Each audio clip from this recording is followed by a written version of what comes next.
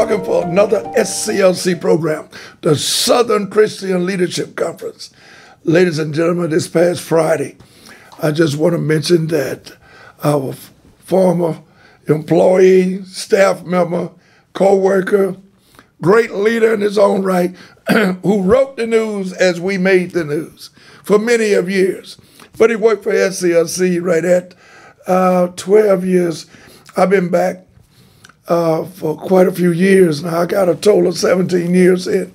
Maynard Eden, actually, none other than the great Emmett, 8 times Emmett Award winning Maynard Eden, who was also my friend but my greatest challenger. Great man in his own right. We would make the news, he would write the news.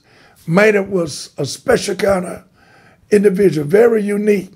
And at the end of the day, he loved you, but he would challenge you, and not to say that anything was wrong with that. He would say, boss, why are you writing about this in terms of my press release to get out? I said, Maynard, I'm not writing about it. I'm telling you to write about it. But he would challenge me, why do you want to get it out? Because, Maynard, I'm the president, CEO, we want it out. That was Maynard. And at the end of the day, he'll say, boss, you something else. I don't see how you do it.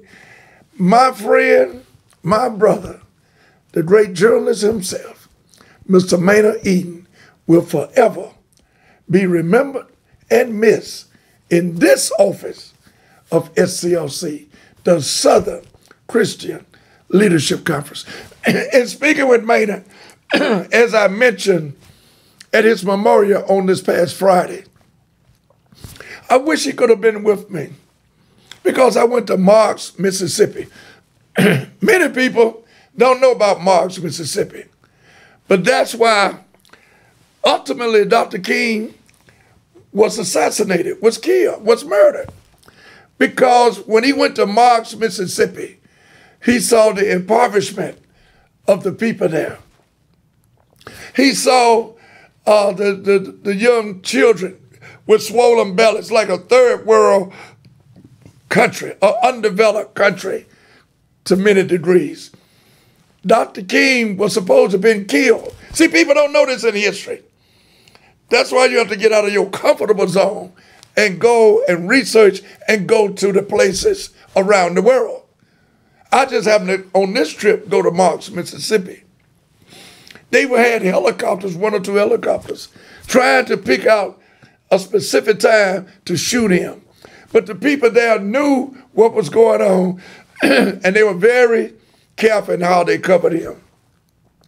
On Cotton Street, I went to Cotton Street, and that's where Dr. King got on his knees and cried. You know what I said?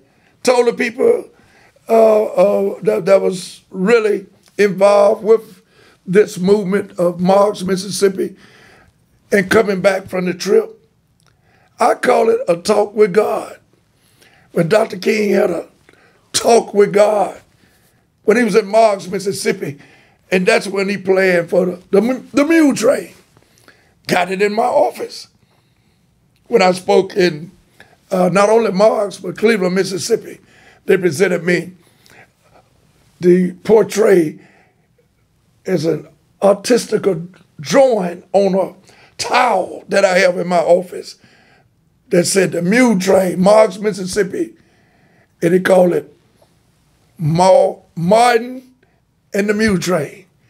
Martin and the Mule Train. And ladies and gentlemen, this is something that we're going to do. I'll talk more about it. It's too premature right now. But we're going to caravan from Marks, Mississippi with the reenactment, or the 60th reenactment of the March on Washington. Martin Mule Train. We're going to do it. We're going to caravan from Marks, Mississippi, all the way to Washington, D.C. Ladies and gentlemen, the history must be told. Why do the people and the so-called leaders of politics, they're not leaders of this country, because all they care about their political venues and surroundings. The leaders of politics And who doesn't have the respect of the ethnicity of African Americans and the transatlantic African slave trade? We came out of slavery. We were brought over here to be slaves. And people don't want us to know our history. This is why you as an individual must do your own research and discover Marks, Mississippi.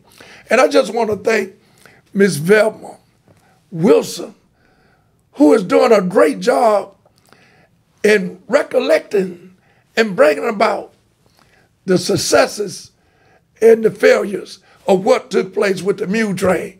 I'd like to call it Martin and the Mule Train.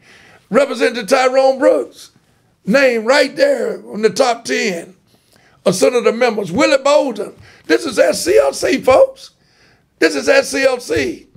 Willie Bolden. This was raw sewage running in Marks, Mississippi, as Ms. Wilson and others there who was leading us throughout Marks and telling us the stories about what took place.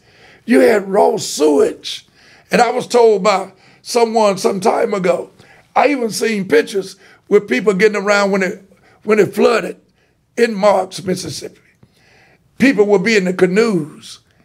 People was in shotgun houses, like in some cities they call them shanty towns, living inhumanely in this country. Ladies and gentlemen, that is an abomination on America. And guess what? In 1878, we had only 1% of the wealth in this country. Black folks, African Americans, Negroes, colored folks, only 1% of the wealth. Here we are in 2023. And guess what?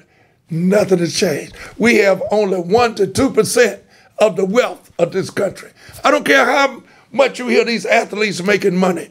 I don't care how much you hear these entertainers. They are all entertainers doing their job, and respectfully so, and we're proud of them. But that's no money. What about the masses of people? That's all of us who living from check to check, month to month. And many times the working poor are sleeping in their cars and going to work every day. This is what it's all about. But remember, politics has never freed the oppressed. The oppressed must free politics. I'll close again, being redundant. Repetition is a mother of skill. Victor Hugo said in his writings, in one in particular that I really like, Victor Hugo, and I quote, said there are more misery among the poor than there's humanity among the rich. Hello, somebody. Love is what love does. Have a great day.